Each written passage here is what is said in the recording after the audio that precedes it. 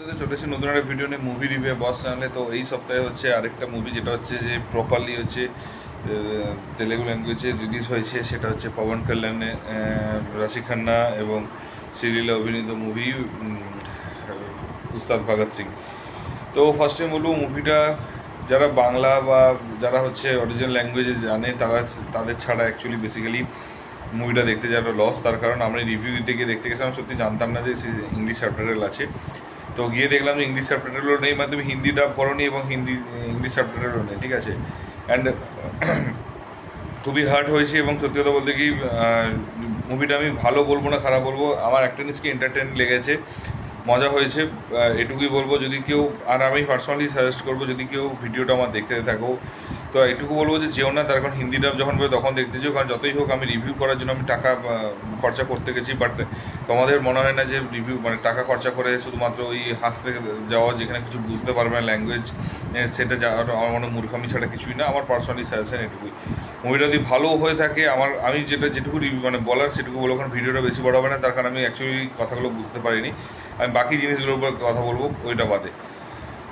তো তো ওইটুকু বলবো যে অ্যাভয়েড করতে পারো সিনেমাটা। তো সিনেমাটার স্টোরিটা সেই যথারীতি এভারেজ স্টোরি, যেটা হচ্ছে পবন কল্যাণের প্রত্যেকটা মুভি আজ লাস্ট 10 বছর ধরে একই টাইপের সিনেমা করে আসছে, একই রকম স্টাইলে করে আসছে, একই রকম সোয়াগ করে আসছে। তো সেই জিনিসটা এখানেও দেখা গিয়েছে যে কোনো নতুনত্ব নেই মুভিটার মধ্যে, কোনো ফ্রেশনেস নেই, কিচ্ছু নেই, ঠিক আছে। যেটা অ্যাজ ইউজুয়াল যেরকম পবন কল্যাণ করে, যে এন্ট্রি নেয় এবং হচ্ছে সেই মাস অবতার এবং স্টাইলটা যে গব্বর সিংয়ের মতো স্টাইল রয়েছে, ভগৎ সিং আর গব্বর সিং ওরা বোঝাতে হয়েছে একই রকম। সেখানে শ্রুতি হাসান রয়েছে, এখানে হচ্ছে ফার্স্ট হাফে ঋষি খান্না রয়েছে। তো ওভারঅল হচ্ছে মানে ওই জাস্ট ওই সোয়াগ দেখিয়ে এন্ট্রি হবে, তারপরে যে কমেডি করবে, যেটা সে অ্যাকচুয়ালি মাস কমেডি স্টাইল করবে।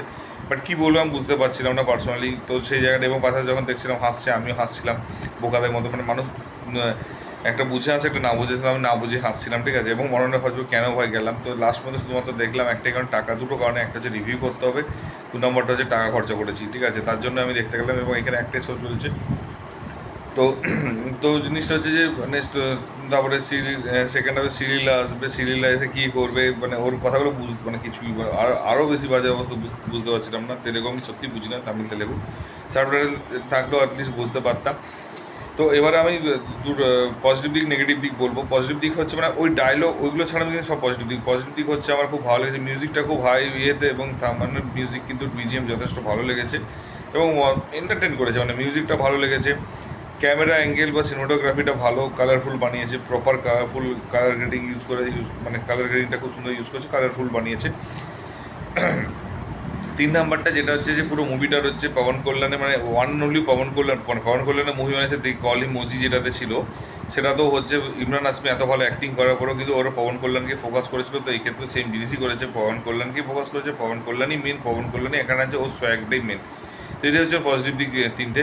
এবং আরেকটা 4 নাম্বার যেটা পজিটিভ দিক যেটা লেগেছে, সেটা হচ্ছে যে অ্যাকশনগুলো ভালো ঠিকঠাক লেগেছে। মানে এবার বলবো না বিশাল সুন্দর অ্যাকশন রয়েছে, না না, বিশাল সুন্দর অ্যাকশন নয়, বাট অ্যাকশনটা খারাপ বলবো না কোনো অ্যাঙ্গেল থেকে, যে বিভৎস খারাপ ভাইয়াত অ্যাকশন হয়েছে সেটা বলবো না, বাট অ্যাকশনটা হয়েছে, ভালো লেগেছে। তো এই অ্যাকশনটা আমি পার্সোনালি খুব একটা খারাপ লাগেনি কিন্তু। এবং তারপরে 5 নাম্বারটা হচ্ছে যে 5 নাম্বার যেটা হচ্ছে যে এডিটিংগুলো, মানে দেখতে পেলাম মানে খুব সুন্দর, মানে এডিটিংগুলো কিন্তু সুন্দর, ঠিক আছে। তো এডিটিংগুলো সুন্দর, খুব একটা মানে বুঝতে যতটা না পারলেও যেটুকু বুঝতে তাতে মনে হলো যে এডিটিংটা সুন্দর লেগেছে আমার। তো এই গেল পজিটিভ দিক, ঠিক আছে। এবার নেগেটিভ দিকে আসার আগে দুটো কথা বলি, মানে সবচেয়ে বড় নেগেটিভ দিক যেটা বলি, সেটা হচ্ছে পবন কল্যাণের জন্য এবং তার প্রডিউসারদের জন্য একটাই কথা, যে ভাই যদি তুমি অল ওভার ইন্ডিয়াতে রিলিজ দেবে, তুমি কেন তেলেগুতে রিলিজ দিচ্ছ? তুমি কেন যে তেলেগুতে রিলিজ দিচ্ছ, সাবটাইটেল কেন দাওনি? তো সেই জিনিসটা সবচেয়ে বড় ভুল, যেটা খুব দরকার ছিল পবন কল্যাণের অ্যাকচুয়ালি এটা রেকটিফাই করে, এবং সেটা বোঝার দরকার ছিল, এবং তার ইংলিশে সাবটাইটেল দেওয়া উচিত ছিল। দেখো মানুষ কিছু কিছু মানুষ পবন কল্যাণে কিন্তু অল ওভার ইন্ডিয়াতে ওর ফ্যান ফলোয়িং রয়েছে, এটা নয় যে হ্যাঁ 100টা ফ্যান ফলোয়িং নয়, ওরও কিন্তু 10 লাখটা ফ্যান ফলোয়িং আছে, যার মধ্যে 5 লাখ লোক দেখতে হবে। তো তোমার এটুকু তাদের কথা বোঝা উচিত ছিল, এবং তোমাদের তার জন্য অন্তত তোমার সাবটাইটেল দেওয়ার দরকার ছিল। তো এই জন্যই 5 লাখের মধ্যে আমি কথা যে 5,000 জনও দেখতে যাচ্ছে শুধুমাত্র ডাইহার্ড ফ্যানের জন্য, এবং সেই 5,000 জন কষ্ট হার্ট হয়ে ফিরে আসছে, এটা হচ্ছে সবচেয়ে বাজে জিনিস। তো এটা দরকার ছিল, একটা অ্যাটলিস্ট সাবটাইটেল দিতে পারতো, first negative point. Second negative point হচ্ছে সেই পুরনো তথাকথিত স্টাইলেই তথাকথিত রকমভাবে একই রকম পবন কল্যাণ লাস্ট নিজেকে আপগ্রেড করছে। আমি পবন কল্যাণ রবিতে যাই এরকম দেখছি আর খারাপ লাগছে যে এই সুপারস্টারগুলো হচ্ছে নিজেদেরকে কীভাবে নষ্ট করছে, একই টাইপের রয়েছে, একই রকম স্টাইল রয়েছে, একই রকম সোয়াগ রয়েছে, একই রকম স্টোরি রয়েছে, কোনো নতুন স্টোরি বা ইউনিক স্টোরির উপরে কাজ করছে না। আমি জানি না এটা কোন কনসেপ্টে এগোচ্ছে, কেন এগোচ্ছে, কীভাবে এগোচ্ছে আমি জানি না, সিরিয়াসলি বলছি। তো এদেরকে যদি নিজেদেরকে আপগ্রেড না করে, সিরিয়াসলি কামিং ডেজে খুব বাজে অবস্থা আসতে চলেছে, ঠিক আছে, এটুকুই বলার আছে। তার কারণ এদের আস্তে আস্তে মুছে যাবে না, হলে কিচ্ছু না। যেটা প্রত্যেকটা অ্যাক্টারই কিন্তু নিজেকে আপগ্রেড করে বা চেঞ্জ করার চেষ্টা করে। তো সেম জিনিসটা পবন কল্যাণের মধ্যেও সেম, এটা সেকেন্ড নেগেটিভ পয়েন্ট। বড় বড় দুটো ড্রব্যাক রয়েছে, ঠিক আছে। এবং 3 নম্বর ড্রব্যাকটা হচ্ছে যে আমার যেটা সবচেয়ে বেশি প্রবলেম লেগেছে, যেটা হচ্ছে যে